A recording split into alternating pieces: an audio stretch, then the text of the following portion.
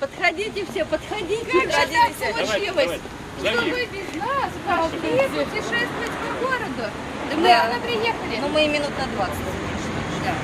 Подходите, Ева Николаевна. Здравствуйте, Ева Николаевна. Здравствуйте, дорогая. А я вам здравствуйте. Это вчерашний. Кто вы все? Где мы вчерашний день? С 20-го. Сотовый телефон где у вас?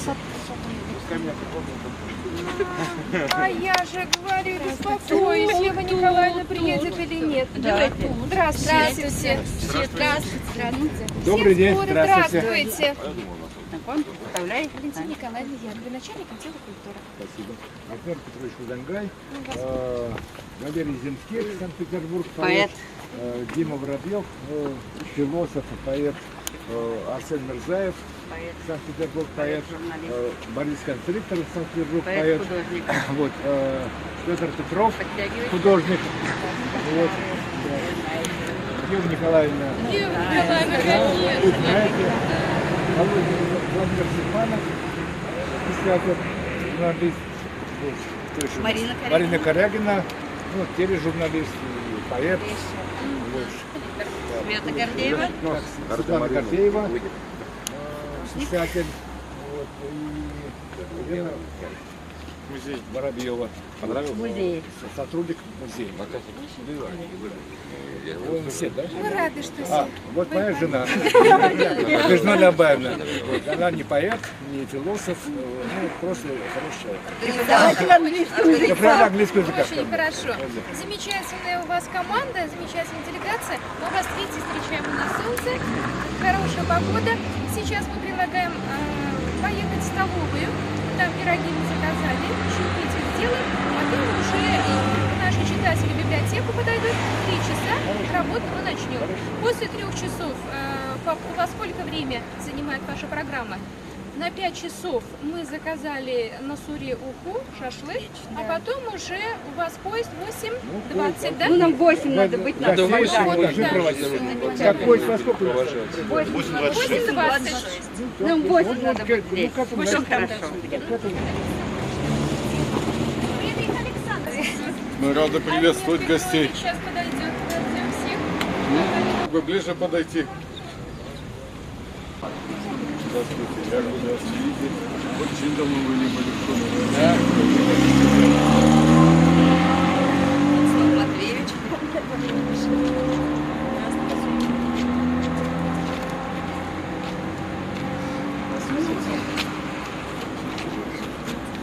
Наши гости прибыли. Хлебом, солью встречаем. Пожалуйста, попробуйте наш шаманинский хлеб. Да, вы как руководитель делегации. И все гости.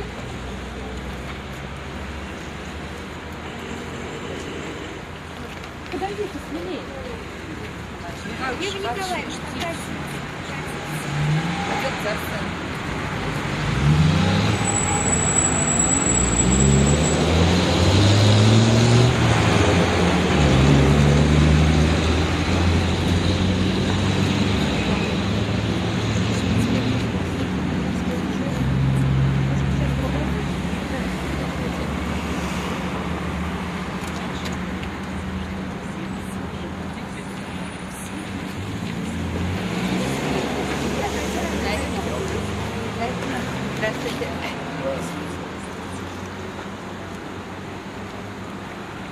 кто еще не попробовал? Я понимаю, что пироги были вкусные.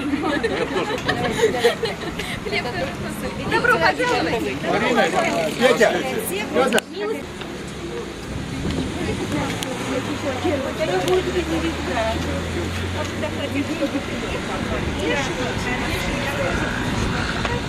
Увидимся. Вот увидимся.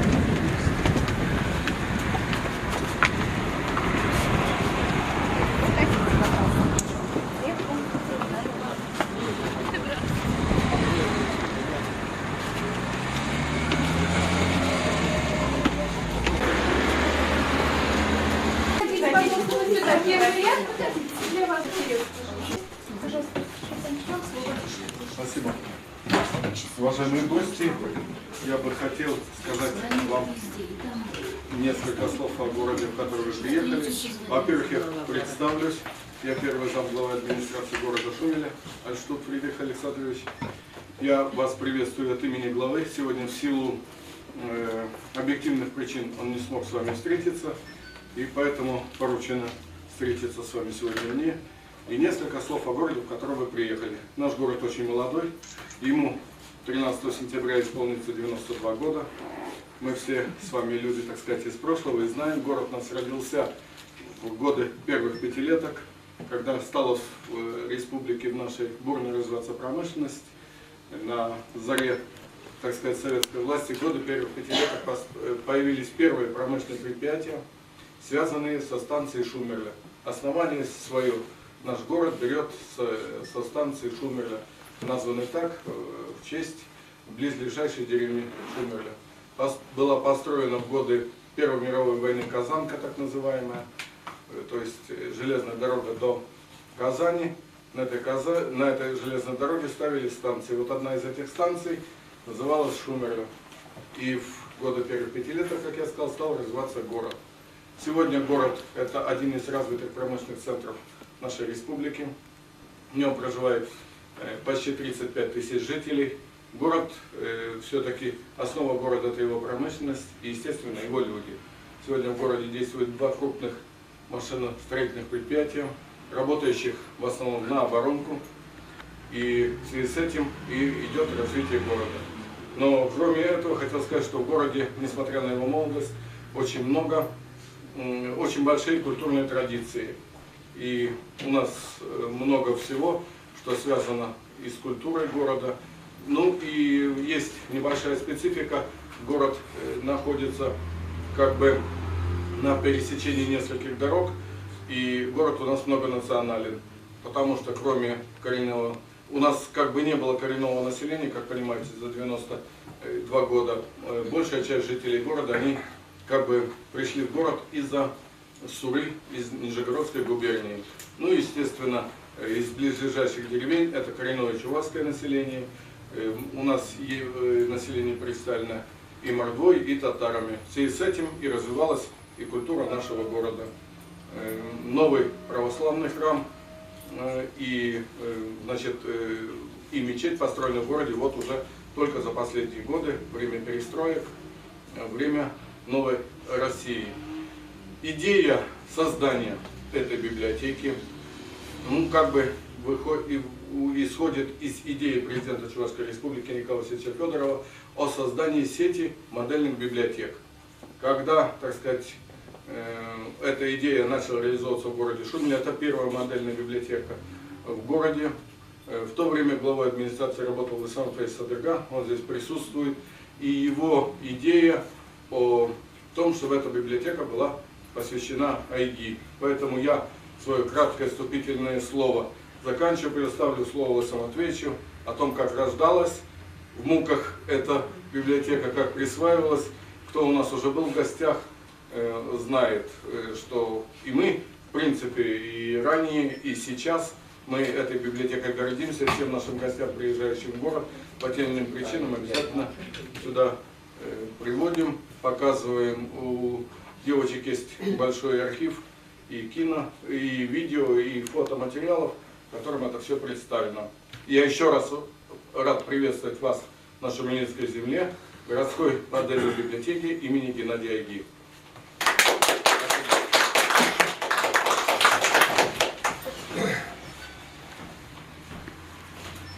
Уважаемые гости, шумелинцы, я, наверное, несколько другой плоскости. Вообще мы старались сохранить библиотечную сеть городскую. И не так, если вот так смотреть по нормативам, количество библиотек, вообще-то мы так прилично выглядим. Мы не закрыли библиотеки, даже вот так скажем, поддержали и начали их развивать. Вот здесь библиотека, она была для детей. Вот начались здесь у нас несколько делений на городские, сельские поселения, отнесли учреждение культуры району. И вот мы задумались о создании своей городской сети библиотек, которая бы занималась, работала и можно было бы сюда прийти в любой момент. Учитывая, что вот здесь большой массив, конечно, мы сделали его разновозрастным и назвали библиотека семейного чтения. Но вот после того, как вышел указ президента о том, чтобы увековечить память Айги, мы сразу вышли, так скажем, приняли решение, переговорив с Министерством культуры, и мы такое решение приняли, присвоили, не просто так присвоили, а именно его облагородили. И мы пытались здесь сделать центр пропаганды творчества Айги. Для нас, я не хочу скрывать, я думаю, что вы меня правильно поймете, к сожалению, я свое мнение выскажу. Мы редко кто был, скажем так, досконально знал творчество Айги, это правда. Но вот сегодня мы можем сказать, что большое количество людей посещает библиотеку, видя стенды, даже ими, привлекает, изучается, интересуется. И вот когда мне вручили диски, да, как-то я вот взял их себе на работу, компьютер вел. Ну, иногда грустно бывает, там что-то включу, так, почитаю, ну как почитаю, он почитает мне свои стихи. Я послушаю стихи, там, картинки, там есть. Ну, в общем, производит впечатление очень хорошее. Для нас, я думаю, что людей, истинных патриотов республики, память о нем, его творчество будет вдохновлять для того, чтобы мы изучали и историю, и традиции, чтобы эти традиции, культуру мы передавали дальше другим. Вот здесь присутствует Ольга Федоровна, начальник отдела образования. Я почему так смотрю на нее, потому что вот и начальник отдела культуры, я понимаю, что вот у нас литераторы, учителя сюда часто приходят, мы их приглашаем, и я думаю, что мы на правильном пути. Конечно, время идет, но тем не менее луч, свет его творчества нам нужен будет. Так что вам большое спасибо за то, что вы в своей плотной программе свернули наш городок, увидите наш городок. Конечно, Город, скажешь. Мы с удовольствием слушаем. у нас, я почему так называю городок? Я могу сказать, конечно, нельзя сравнить его большими городами. Поэтому городок может быть, даже для меня, допустим, приятнее. Да. Потому что здесь вот как раз соседствует и да, жилье построено вот после войны. В 60-х годах вот этот регион, там частный сектор. Так что все соседствует. Ну, я думаю, что вы еще, есть у вас возможность посмотреть, вы пока заехали, еще увидите, проедете. Думаю, что не напрасно посетили. Первое, спасибо за то, что посетили, ну и второе, не напрасно посетили.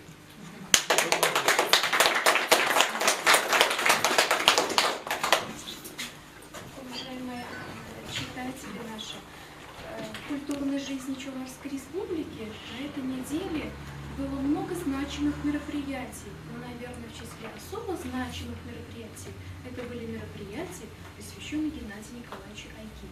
Инициаторами проведения этих мероприятий является Общественный фонд имени Айги. Руководителем этого фонда является Альтмир Петрович Хузангай. С какой целью они к нам приехали? Что они, какие мероприятия они провели? Они уже рассказали, что плотный был у них график работы. Какие у них задумки? Наверное, мы слово предоставим нашим гостям. Альтмир Петрович, вам слово. Ну, наша вот нынешняя акция называется Айги Фест. Ну, фест это от фестиваля, так сказать. Ну, праздник в честь дня рождения поэта Найги. День рождения был 21 августа. Вот мы его отметили на родине поэта. Вот. Ну и вот мы все-таки хотели сделать такую географию, немножко такую более обширную Чебоксары. Там была конференция творчество Айги на грани 20-21 веков в зеркале чувашского и русского языков. Ну, такая была небольшая конференция, но такие были интересные очень выступления, доклады. Затем выставка в художественном музее, Чувашском художественном музее «Мира-те глаз-3». Это уже третья выставка, ну, как в честь Айги. Первая была в 2024 году, «Мира-те глаз», значит, просто. Это «Мира-те глаз-2», это было в 2027 году, и вот сейчас вот третья. Но она такая, может быть, скромная, но тем не менее там представлены были работы многих художников, которые были его друзьями, которых вот посчитал, вот сам, вот один из них здесь есть, вот Петр Петров, сейчас присутствует здесь художник, вот, которого он любил, и так далее. И там так произошло, в его биографии, может быть, не знаю почему, но у него было больше друзей среди художников, чем среди поэтов. Поэты были тоже, ну, кажется, не очень много, может, не знаю. Вот. Ну и вот, ну и потом самое главное, что мы были на родине поэта, как бы вот, ну, не знаю, подышали его воздухом, эти поля, эти вот его леса, там, как бы то, что он смог вести, наверное, мировую поэзию, вот это именно чувашское поле, Сидельское, Шайбутинское, вот, чувашский лес, вот, это как бы вот такие вот, ну, такие вот очень важные для него, наверное, пространства, скажем так, вот, но они были в его стихах, и они вошли уже в мировую поэзию, это как бы известно. Он был поэт, ну, как сказать, непростой судьбы, вот, наверное, как, или, может, любой поэт, наверное, так сложная бывает судьба.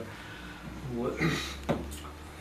Писал на двух языках, на чувашском и на русском языках. Есть чувашский айги, есть русский айги, есть там французский айги, есть там разные другие айги, которые переводили, ну, те люди, которые переводили вот свои языки, это были тоже не просто такие, как сказать, автоматические переводчики, это были друзья, как правило, сказать, друзья, которые его любили, почитали, общались с ним в течение долгого времени, вот, скажем, Питер Франц из Шотландии, Леон Рабель, Франция, там, Айгист.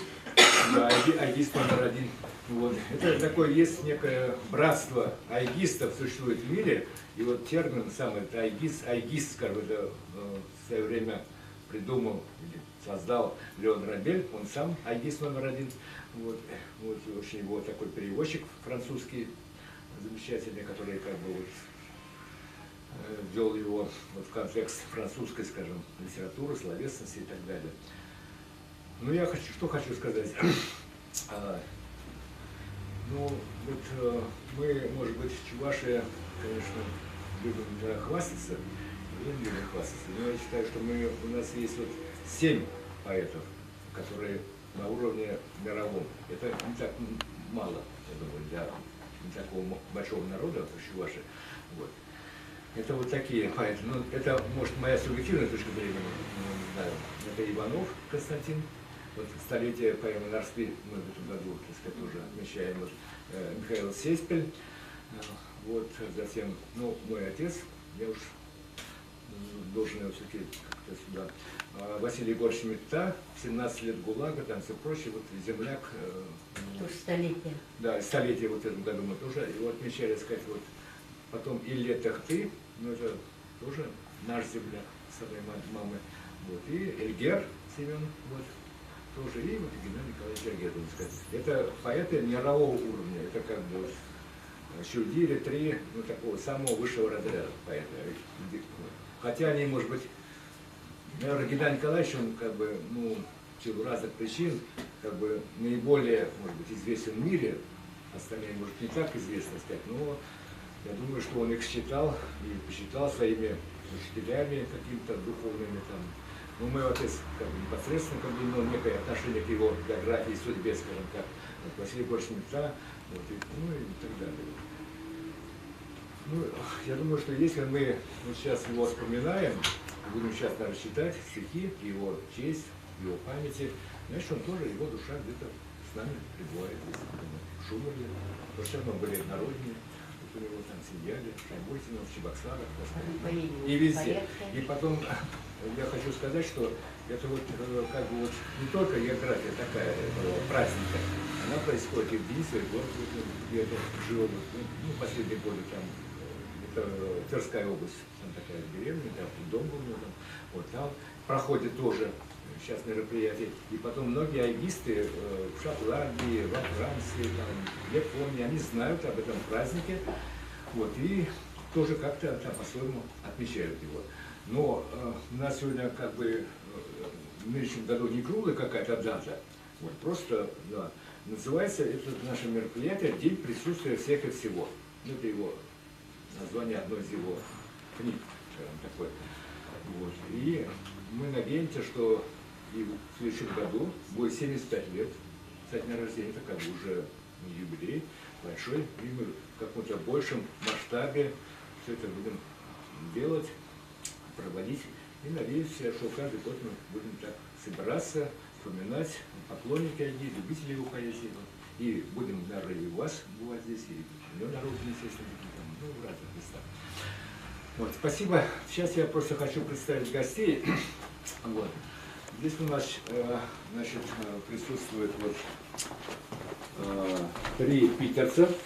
Валерий Земских, поэт. Борис Констриктор, поэт.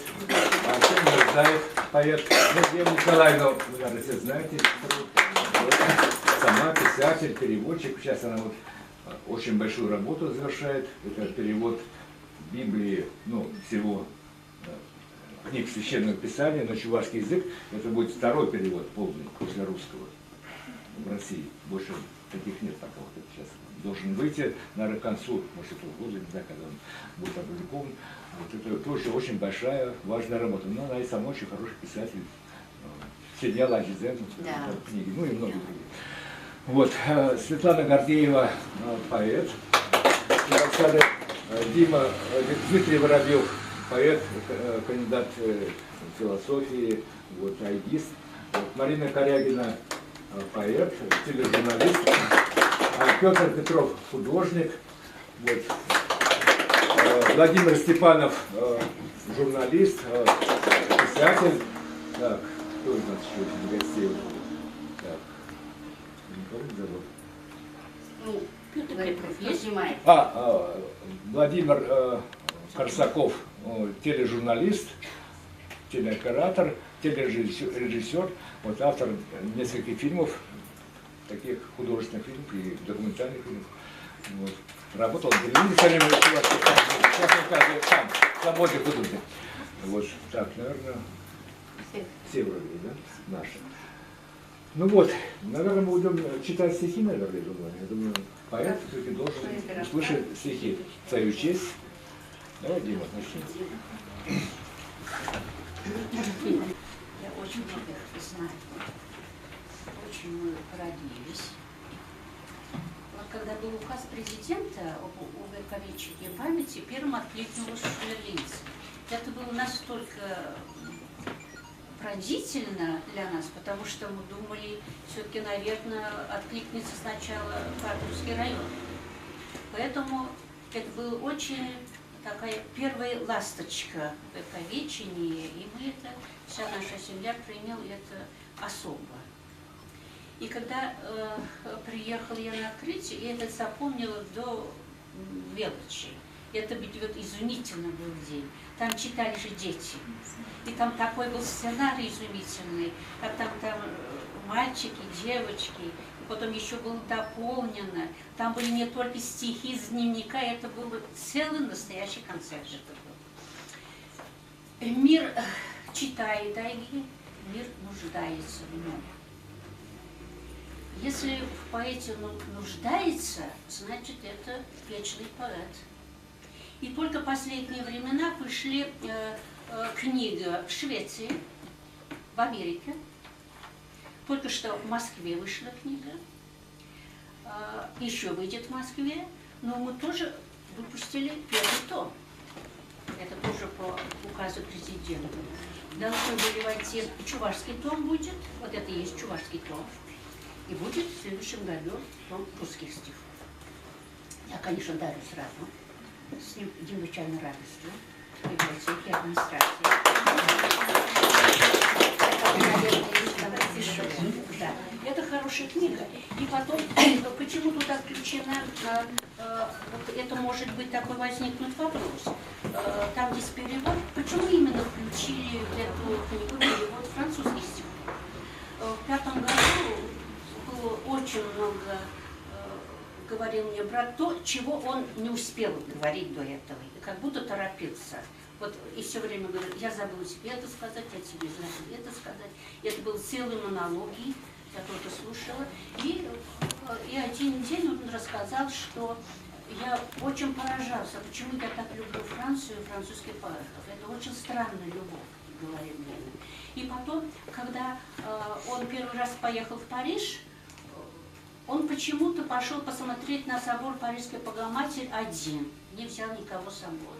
Как только, говорит, я предстал, говорит, я весь затрясло меня физически, говорит, я заплакал слезами. Я вспомнил все, как мне папа, он был учителем русского языка, папа мне подробно рассказывал содержание романа «Собор Парижской Богоматери». Так что,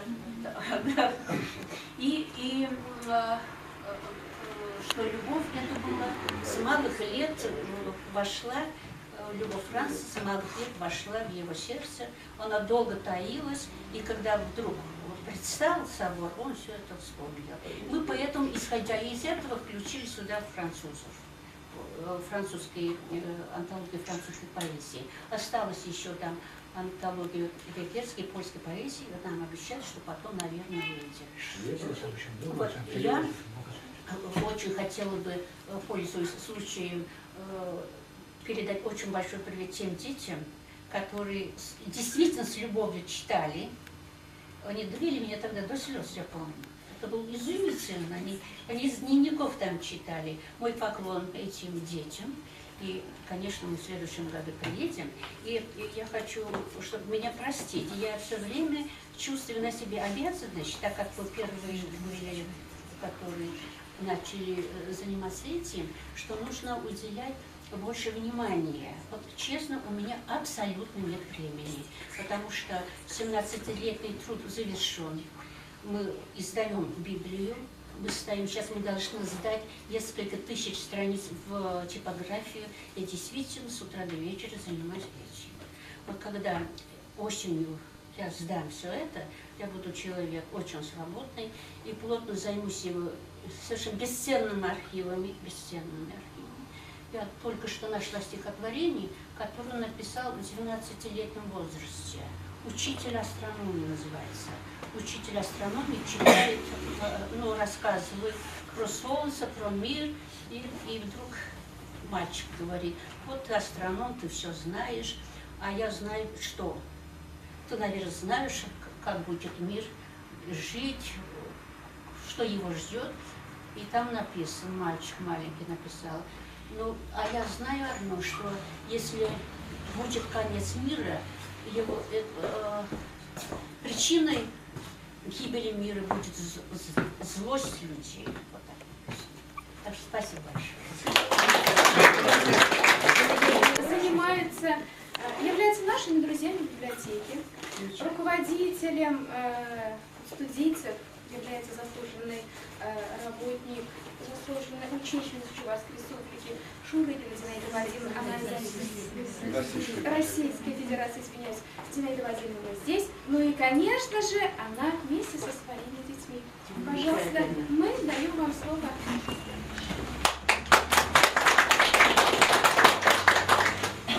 Геннадий Архип. Тишина.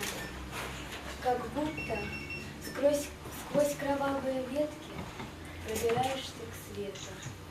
И даже сны здесь похожи на сеть сухожилий. Что же поделаешь? Мы на земле играем в людей, а там убежище облаков и перегородки снов Бога, и наша тишина, нарушенная нами. И мы говорим голосами и зримой оттенками, но никто не услышит наши голоса. И став самым чистым цветом, нас никто не узнает.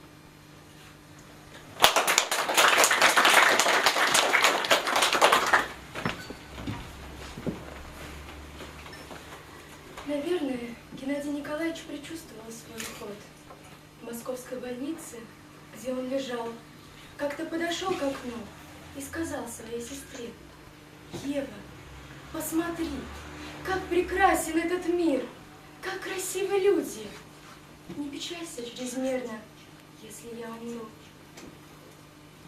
Мы умрем, и останется тоска людей по еле чувствуемому следу какой-то волны, ушедшей из их снов, из их слуха, из их усталости, следу того, что когда-то называлось нами».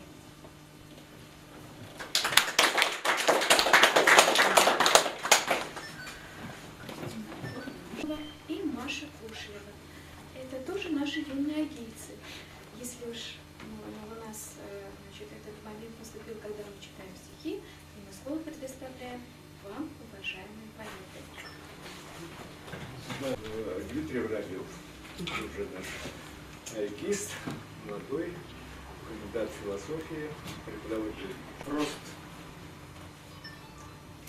В невидимом зареве из распыленной тоски знаю ненужность, как бедные знают одежду последнюю, и старую утварь, и знаю, что эта ненужность стране от меня и нужна, надежная, как уговор утаенный, молчание, как жизнь, да на всю мою жизнь. Однако молчание — дань, а себе — тишина. К такой привыкать тишине, что как сердце, неслышное в действии, как то, что и жизнь, словно некое место ее, и в этом я есть, как поэзия есть. И я знаю, что работа моя и трудна, и сама для себя, как на кладбище города, бессонница сторожа. Извините.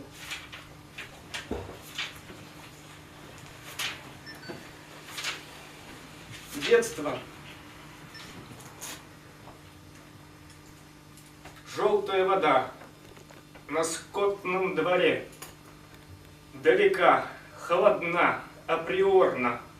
И там, как барабанные палочки, не знают конца. Алфавиты диких детей. О, соломинка, щепка, осколок стекла, о, линейные скифские ветры, и словно карнавальная драка в подвалах, бумага, бумага, бумага. О, юнги соломинок, о, мокрые буквы на пальцах. Здесь и теперь это как бы режет, но только меня, не вас. Режет через картины и платья, и через когти птиц. Коровье копыта, ярки, неимоверный, что-то от въезда в бухту, что-то от бала, и сразу, как стучащие рельсы, ярки, широки, беспощадны, обнимающие нас соучастники руки, сестры, шеи, мамы. Разгуляемся снова, заснем и пройдем. Не вчера, не сегодня, не завтра, а сквозь крики детей, через мокрые буквы, через картины и платья, и через когти птиц.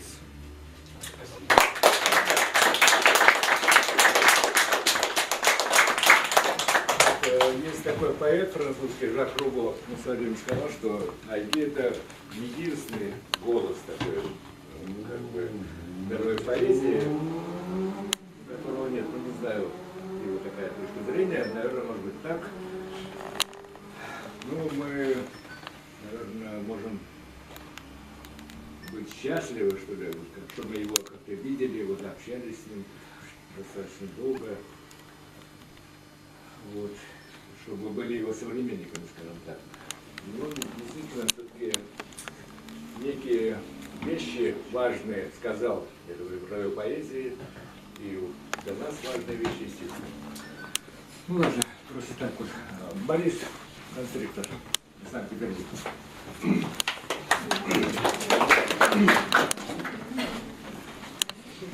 Ну, я нашел оригинальную тему для стихов, это будут стихи о любви.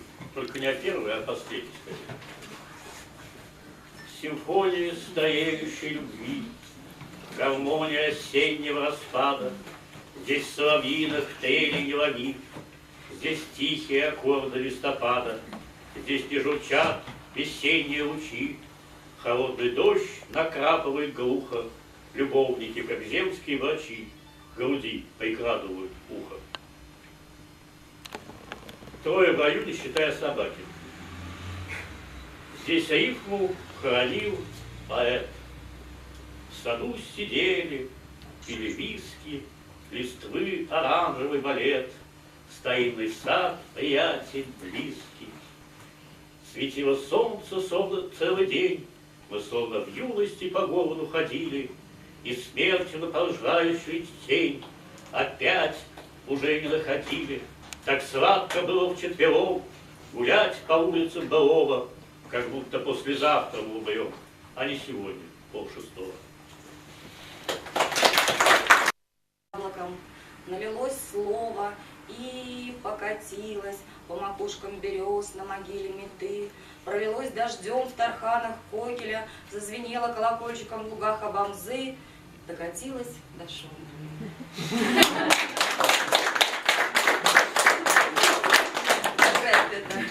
Мы читали стихи на родине Геннадия Николаевича в саду, в яблоневом саду. Это потрясающе совершенно было, потому что никаких лучше декораций придумать невозможно было, никаких сцен не нужно было. Это было все так естественно, свободно, и сами стихи, и сами слова, и присутствие действительно всех и всего. Вот ощущение присутствия всех. Есть, да, там как раз такое, вот да. это как-то было настолько, такое ощущение было на самом деле, что Геннадий Николаевич руководит своей мудрой рукой и ведет нас туда, куда именно нужно было. Все было очень кстати, все было очень уместно, и все было очень замечательно. Ну, несколько маленьких своих про полеты. Люди не летают, потому что боятся разбиться, а птицы разбиваются только о стекла, которыми люди закрылись от неба. От чего люди не летают? Окошки. Они тоже больше достойны полета. А у птицы нет лица. Она не улыбнется, услышав пение свое. Мудрое утро умыло лик солнца дождем. Подождем, может, умоет и наши лица с небес водиться. Спасибо.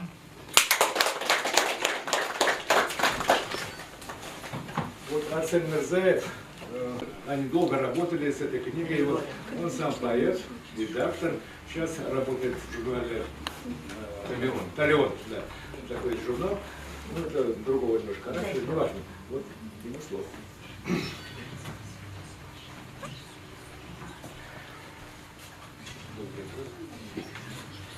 Действительно, над этой книгой мы работали не только вместе с Геннадием Николаевичем, мы составляли, почему очень долго.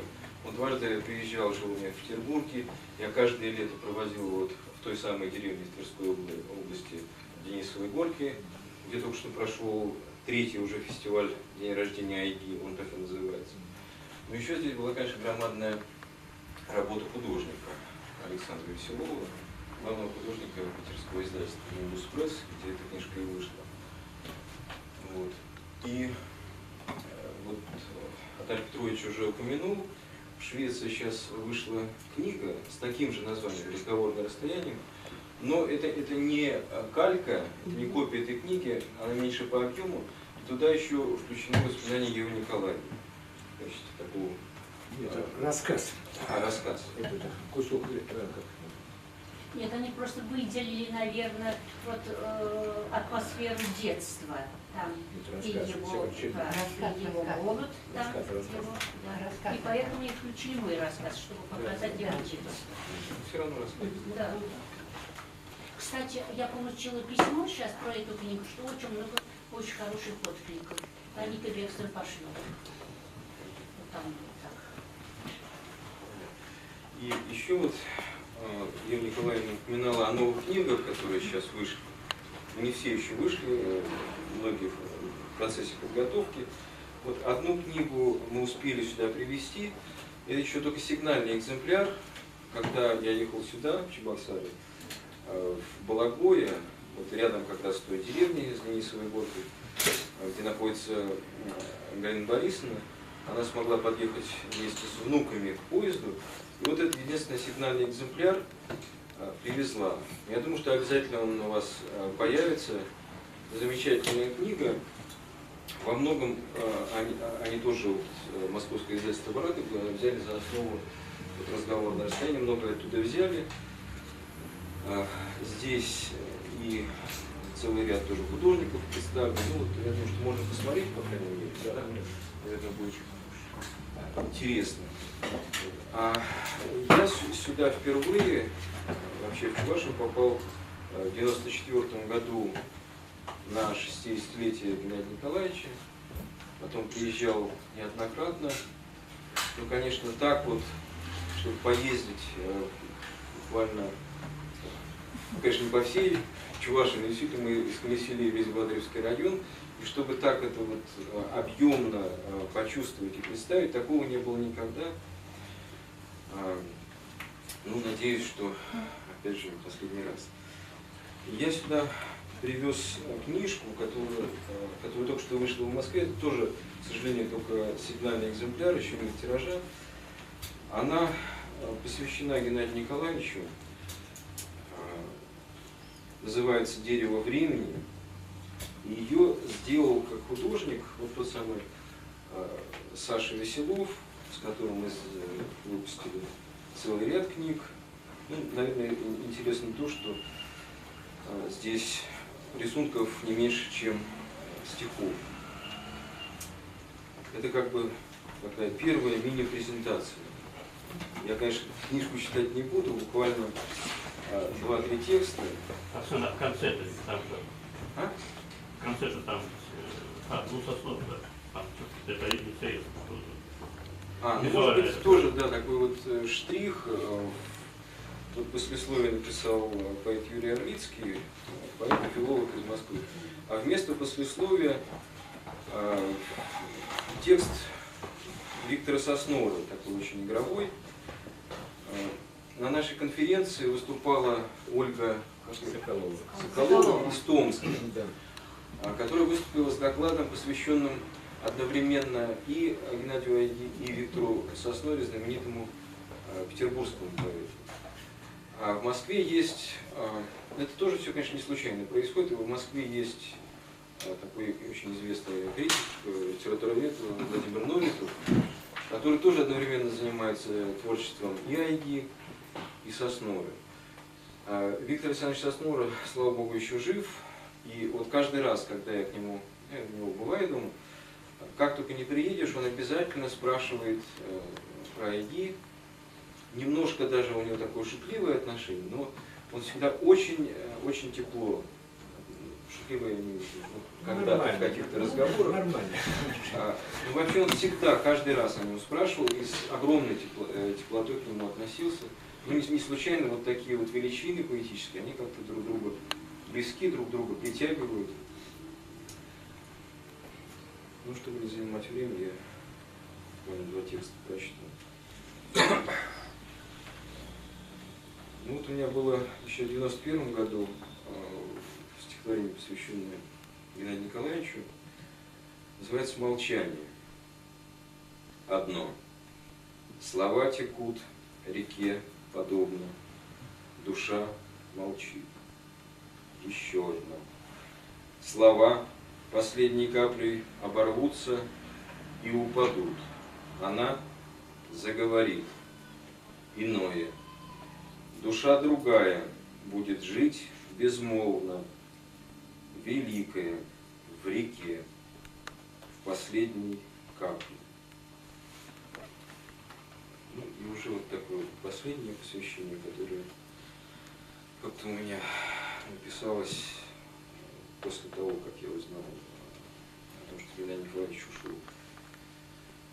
А так получилось, что я, не знаю, может даже чуть ли не самый первый в Петербурге об этом узнал. Ну, первые дни просто не мог ничего не делать, не говорить. Не могло быть написано в тот же день. Мир разделен на братскианцев и айгистов по типу поэтики, дыхания, стихания, эстетики.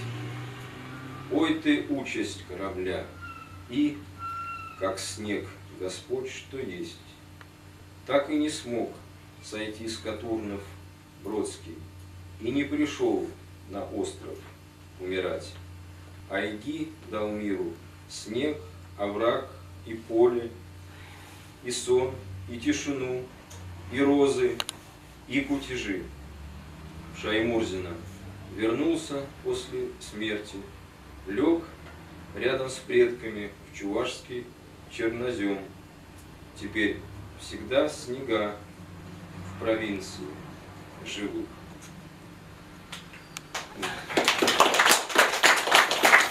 Но поскольку мы все-таки отмечаем день рождения, поэтому нельзя все время грустить. К тому же мы находимся в таком замечательном месте, и у меня, когда мы подъезжали уже к вашему замечательному городку,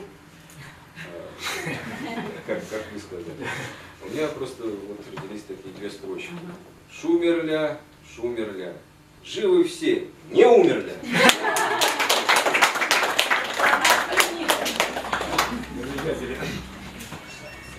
Так, ну вот Валерий Зинских, тоже санкт-петербургский поэт, вот,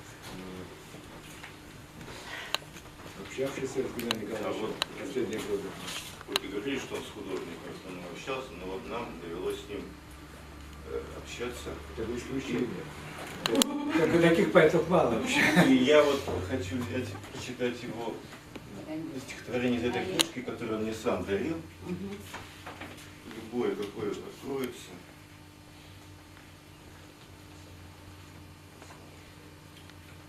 По этому полю проедем от края до края. Каждый лепесток, каждой ромашки поднимаем. Открылось как раз поле, то, которому мы проезжали. Ну, свое, да? Немножко своих.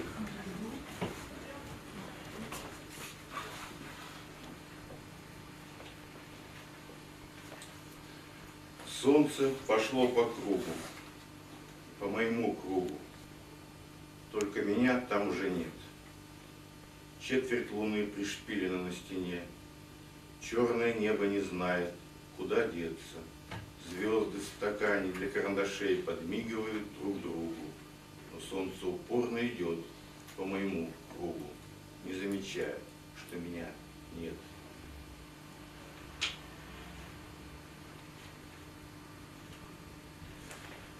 Я учился драться на деревянных мечах, вырезал перочинным ножиком из доски, из-за поленницы вылетали враги, их было много. Я замолчал. Стал рисовать ракеты, слетал на луну, наглотался пыли, нагляделся на чужие следы, вернулся, лег на траву, на боевом пути муравьиной братвы. Мутный омут, тина во рту, выплюнул, до берега рукой подать, лягушка на голову, квакнула и была такова, выполз на камни, с летними погонами на плечах, прихлопнул парочку. Жить начинать надо сначала. Купил перочинный нож. Буду учиться драться на деревянных мечах.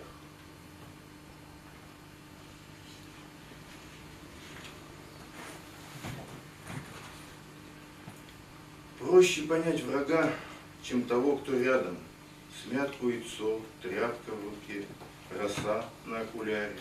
В прятки играю с тенью, в поддавки с таксой. В утренней тишине одиноко ворчит троллейбус. Вечером в шашки, в такси, с кем придется. В шахматы сам с собой, никому не верю. И вот тут я сидел, мне Арсен поднес с пола бумажку, на которой оказался... Как этот текст туда оказался, Как оно попало сюда, я не знаю. В деревне живет собака. По ночам она лает. А что еще делать в пустой деревне, где нет даже кошек? Днем собака спит под забором, в лопухах. Хорошо, хоть есть лопухи и крапива. Жаль только, что нет кошек. И от дома лишь 2 стены и угол, печь. Но скоро ночь, и можно будет половить.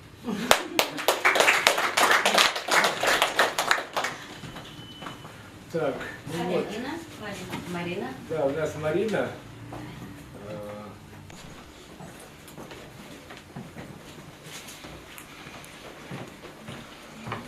Что стихотворение свое, которое очень любила и знал наизусть. Свои не знал, но вот это мое знал.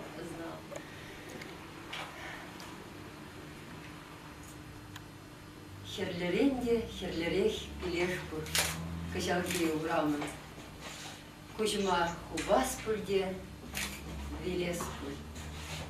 Ельса, манан, мар. Камчани театран. Юр, вельдер, Юра, туда. Кам же ушла согларненде. Сейчас, удар.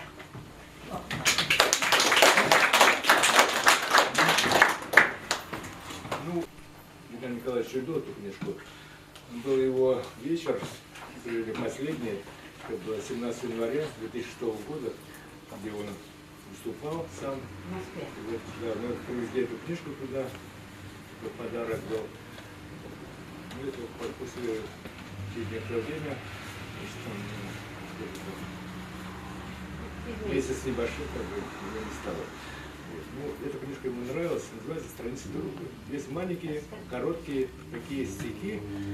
Вот его стихи маленькие, вот такой вот, первая травка, скажем, другие тесты, маленькие, это для стихи. Там есть цветочек положить А, туда, да. Там еще есть маленький секрет такой, да, в этой книжке. Здесь вот есть такой стих, самая середина этой книжки, это такая сложная конструкция книжки, я придумал. Здесь нужно вот страница дружбы здесь вот. Нужно найти какой-то цветочек или листочек, там туда положить, закрыть, чтобы он там находился. Во время прогулки. Да. Дима, вот тоже подарки небольшие. Тут уже говорилось, что Игорь Николаевич активно занимался переводческой деятельностью, выходили антологии поэты Франции, поэты Венгрии, поэты Польши. Вот, и у меня есть несколько книг, которые как бы показывают связь Геннадия Николаевича со Швецией. Вот.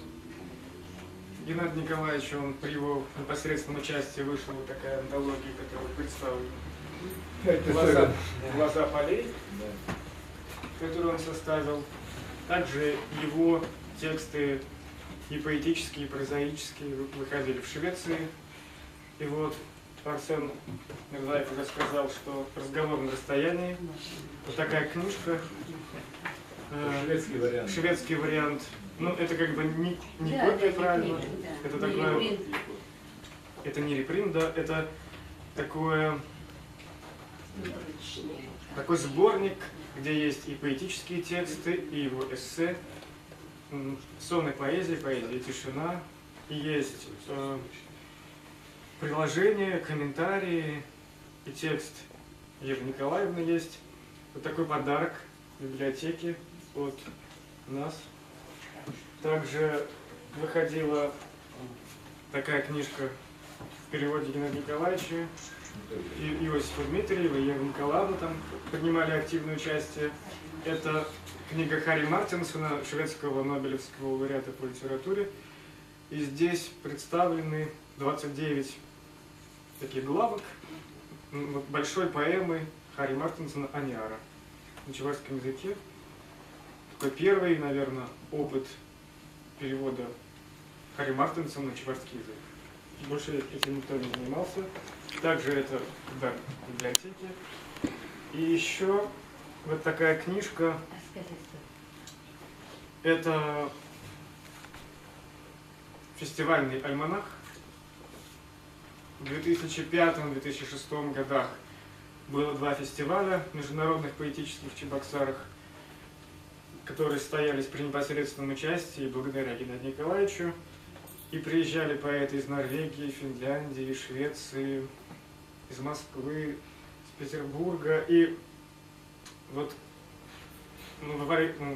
ко второму фестивалю как раз вышла вот такая книга, такой сборник, двуязычный, пятиязычный. Как бы тут такая особенность, что тут идет параллельный перевод на левой странице разворота оригинальный текст, а это перевод там и на шведский, и на русский. Там удмуртские тексты. Там удмуртские, чувашские, норвежские.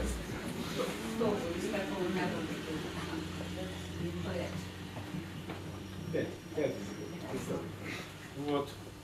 Очень интересная такая получилась подборка.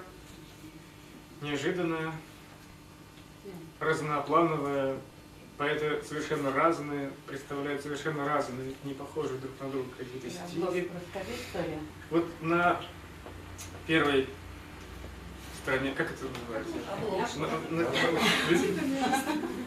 На обложке изображена такая картина.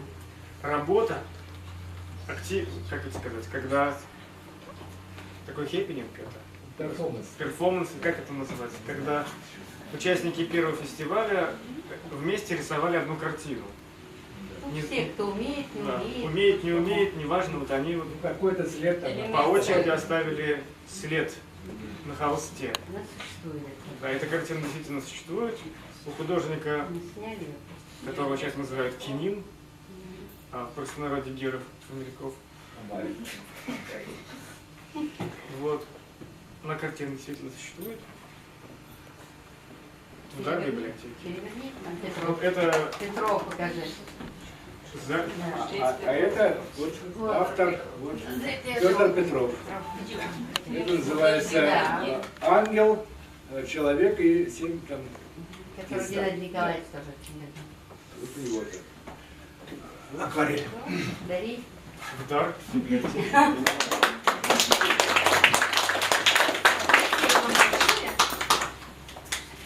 Ну и, конечно же, я с удовольствием слово предоставляю нашему замечательному художнику Егорову Эммануилу Николаевичу.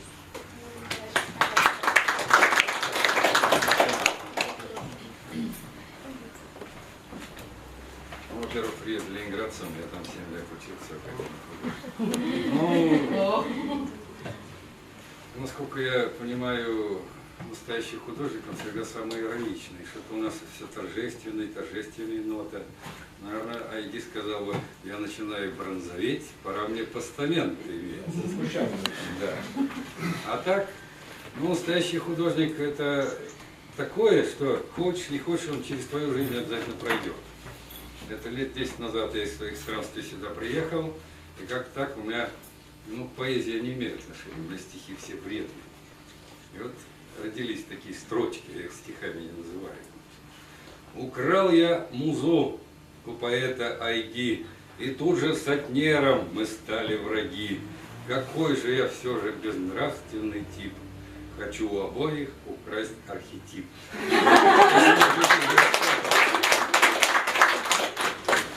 Ну, это это так, шутка. А так, если всерьез, вот все время идут разговоры о тысячелетней чувашской культуре, вот туда-сюда, но как-то, ну, шума много, всего много, и знаешь, в общем, это правда, не убеждает. Меня в этом убедили два человека. Айги и Петр Петров своими работами. Все время как-то встречаясь и забываешь сказать, что это не то, что здорово, это имеет отношение вот как раз, чуть-чуть есть этого Анатолия Рыбкина, вот чуть-чуть вот эта вот скрытая нежность чувашской души, вот как раз вот это вот, которую не опишешь словами. Ну а так, потихонечку так Айги и вошел в мою жизнь. 3 года назад я в училище преподавал художественном и решил 3-му курсу дать, значит, тему Айги. Пошел в книжный магазин. Ну, хотел всей группе купить по книге Айги, почитать стихи, сделать композицию. В один книжный захожу, ничего. Я думаю, ну мало ли что. Во второй, в третий, во всех книжных магазинах Чебоксар ни следа. И тогда я уже заинтересовался на самом деле. Взял у моего соседа Пети Пупина книгу, все дети у меня прочитали, полгода работали. И вот сейчас на выставке, наверное, вы видели, вот сейчас моя девочка написала, Лена Черняева, вот да, синий-оранжевый портрет, да, вот, слава Богу. Отметили, да. Молодец. И вот, что сказать, вот таких мастеров, я не знаю, настолько мало. И при том, еще вот чем мне ценен Айги, вы понимаете, у художника, как говорится, жизнь, все говорили, вот сложное творчество, сложная поэзия, ну, можно пойти спокойно в официальное искусство, там, уважать власть, туда-сюда, у тебя и деньги будут, там, все, что тебе надо, в общем, будет. Можно там как-то якобы, как у нас есть художник, который якобы против власти, например, Илья Глазунов, там, туда-сюда, то есть он такой якобы диссидент. А есть люди честные. То есть можно бороться с этим миром, протестовать, там, воевать, там, водку пить. Вариантов много. Есть самый трудный. Создать свой собственный мир. Это практически нереально. Он один из редчайших людей, который создал свой мир, свою вот поэзию слова, свое окружение. И вот я заметил, у него вот все художники вокруг него, это там не по степени профессионального мастерства, там великий, гениальный, а люди, которые пытаются создать свой мир вот в этой работе. Ну, низкий ему поклон, с днем рождения.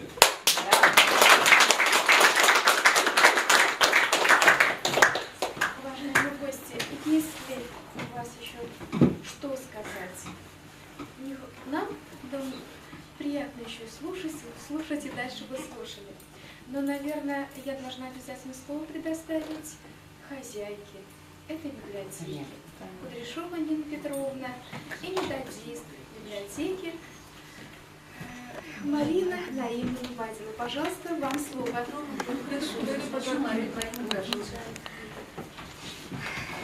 Дорогие гости, коллеги, друзья, шумерлинцы, мы очень рады, что сегодня в нашей библиотеке поистине праздник. Мы его ждали, мы к нему готовились. Ну, как уж, в общем, все замечательно.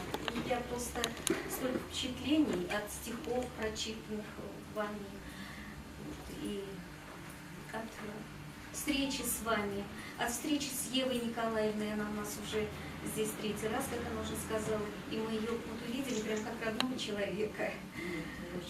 Очень. И мы очень рады, что мы не ошиблись в выборе. Когда стал вопрос у нас перед библиотекой, как назвать библиотеку, мы перебирали там, есть у нас достойные люди, а когда вот выбрали, остановились на Айге, и очень рады, что мы не ошиблись. Это тоже заслуги Марины Наимовны, коллектив библиотеки. Необычный поэт, интересный поэт, конечно. Может быть, где-то кому-то не все понятно, но это уже другой вопрос. Ну, в общем, хорошо, что такая встреча получилась в нашей библиотеке. Очень надеемся, что это не последний раз.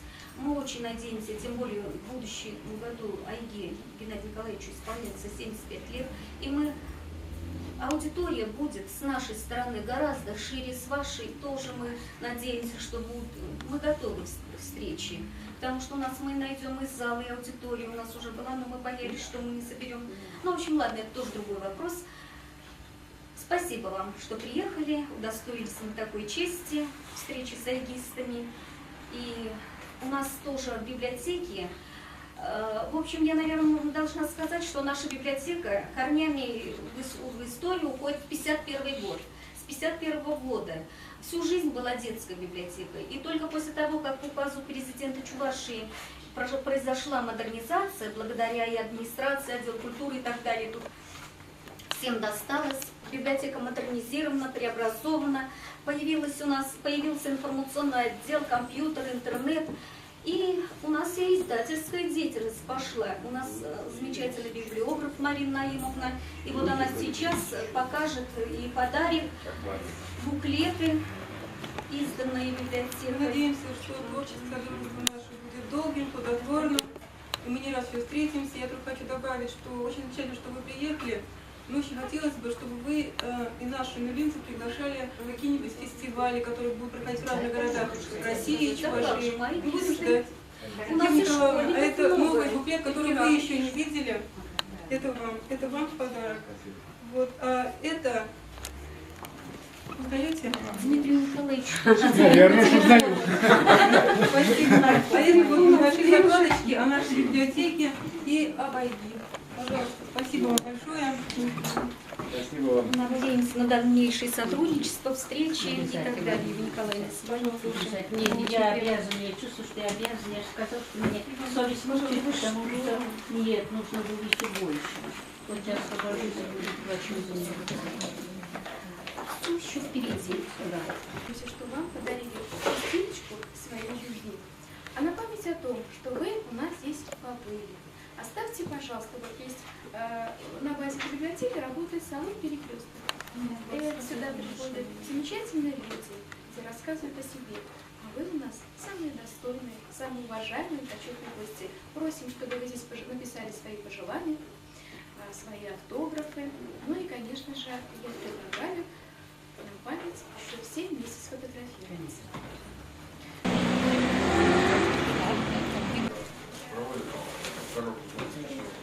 Я же не спокойнее. Сегодня вообще сплю и невозможно исправить.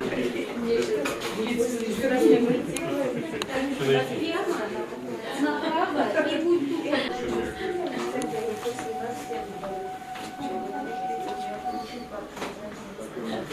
даже выучил говорить чайную ложку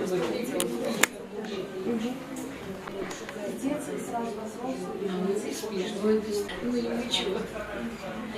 62, 83, 4. Да. Конечно, сейчас мы идем.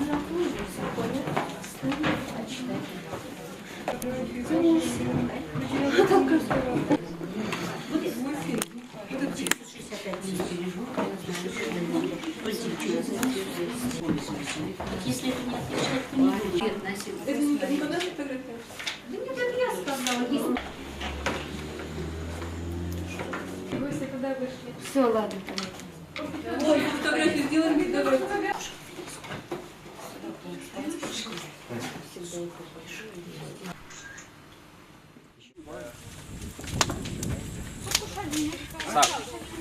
Раньше никогда не приглашали. Сказали, Валентина, давай увидимся. Поедем куда-нибудь. Я ему говорил. Что это баттерский? Нет, наверное. Он наш ID. Да. Он наш. И поэтому я предлагаю первый тост за ID. Да. Что день рождения прошел? Да. День Поддерживаем. 21 августа. Его дух всегда с нами. Да. Я считаю, добавлю, что презентация этой книги, куда вошли не только стихи Геннадия, но его интервью, и статьи, и мемуарная проза, ну и многое другое. Фотографии. Плюс к тому, что это не просто книга, это книга-альбом большого формата. Действительно, мы ее делали почти 3 года вот, вместе с Айги, вместе с нашим художником. И там очень много фотографий совершенно уникальных, рисунков его друзей, известных во всем мире художников. И презентации этой книги было много. И в Петербурге, причем в самом таком престижном месте, в «Бродячей собаке», а это знаменитое артистическое кабаре, кафе, где Маяковский собирались там и Маяковский, и Анна Ахматова. Ну, самые громкие имена Серебряного века, кого не вспомнишь, все были там. Вот «Бродячей собаки» была презентация, которая длилась 5 часов. Я сегодня вот об этом как раз мы вспоминали, рассказывал. Было 2 презентации в Москве. А здесь, это тоже было, по-моему, зимой, в Чебоксарах была презентация в том месте, которое теперь называется гуманитарный Институт гуманитарных наук. Я работаю. Вот как раз эту презентацию и проводил директор, да? Да. И, ну, в общем, вместе с Владимиром Петровичем. Вот эту мы книгу тоже представляли и в Чебоксарах.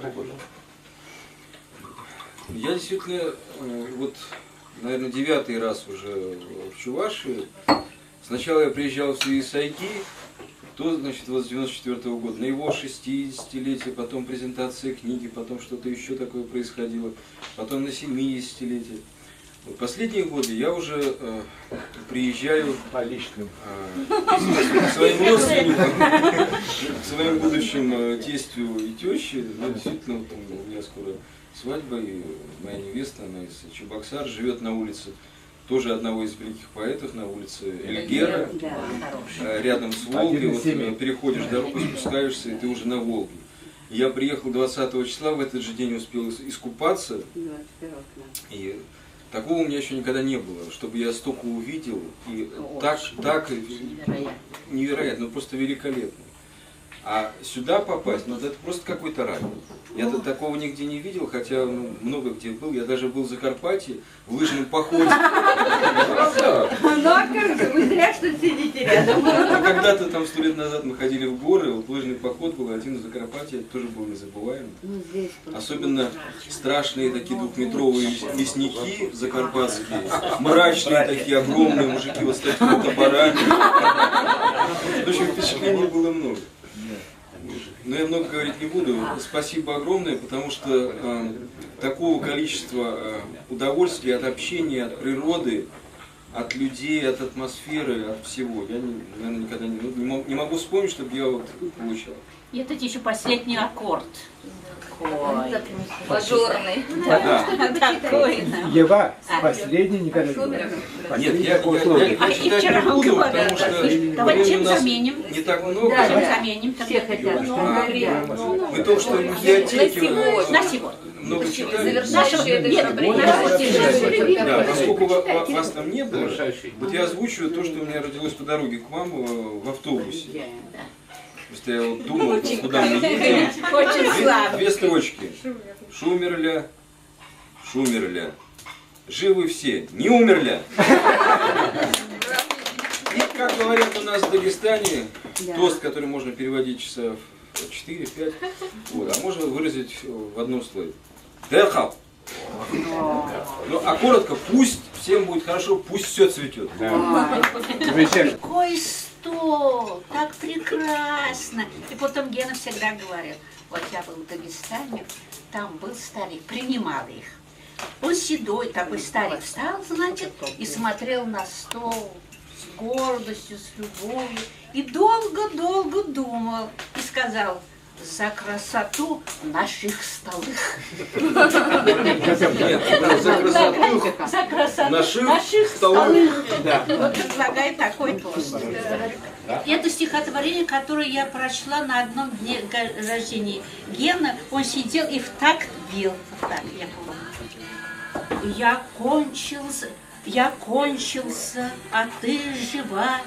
И ветер, жалуясь и плача, раскачивает лес и дачу, не каждую сосну отдельно, а полностью все дерева, со всею далью беспредельной, как парусников кузова на глади бухты корабельной. И это не из торжества или из ярости бесцельной, а что в тоске найти слова себе для песни колыбельной. Ну, Пастернак. Пастернак. И Калармочка. На день рождения я читала, а Гена сидел так. Но я впервые на чувашской земле, впервые на Удине Айги, и, конечно, покорен этой природой, этими людьми. Когда я сидел и пил пиво на берегу Волги, была страшная жара, вдруг пошел дождь, и из воды пошли красивые загорелые люди. И на фоне православных храмов, они смотрелись не совсем обычно. Я подумал, что я попал в православную Малайзию. Посещение же могилы Айги – это одно из самых сильных впечатлений моей жизни. Потому что я впервые увидел, что из этого можно сделать стихотворение. Стоящая на краю поля могила, поле Айги, она, конечно, потрясает. Только самые высокие мастера слова могут сделать стихотворение не только из слов, но и из своей жизни. Айги этого достиг. Ну, я должен сказать, что такого количества впечатлений, сколько у меня было в этот раз, а я уже, наверное, раз 9 или 10 на Чувашской земле, у меня не было, наверное, никогда. То есть, вот, во-первых, я впервые летом сюда попал, я увидел столько здесь, в Чувашии, сколько действительно никогда не видел. И везде происходило что-то удивительное. Ну и вот этот костер и танцы ночью у костра, такого у меня никогда не было, хотя я довольно много видел чувашского фольклора, но все это происходило в залах, тоже на родине Айги, в Батырево, но это совсем другое. А тут земля, костер, все это среди природы. Вот одно из самых сильных просто впечатлений. Это что-то потрясающее. Эти 4 дня, конечно, некоторое необычное состояние приходишь, когда из суеты, из какой-то обыденной вещи вдруг вырываешься и видишь совсем другую землю. Хотя, может быть, она и рядом была похожая, но ты ее видишь немножко по-другому. Видишь людей, которых тебе очень приятно. Вспоминаешь Айги Геннадия Николаевича, с которым я был хорошо знаком. Все время вспоминаю его хитроватую такую улыбочку, когда он открывает нам дверь. Такое ощущение, что сейчас заговорчески, сейчас мы пойдем и все, что надо, сделаем. Вот. Изумительная природа, конечно. Вот ты сейчас на этой суре стоишь, когда закат заходит, этот луч летящий, воздух, дубы. Вот этот старый понтон, который, тем не менее, ничуть не портит эту реку, а только дает ей какой-то свой колорит. И все эти 4 дня это были как бы безумное количество встреч. И каждая была по-своему хороша. И это вот завершение на этой реке с этими людьми, с этим приемом. Это вот такое, которое, бывает очень редко. Я уж не помню в своей жизни, чтобы мы так с таким наслаждением прожили эти 4 дня. 4 одни из самых приятных, что мне можно будет потом вспомнить. Красное утро, поезд 816. Сообщение.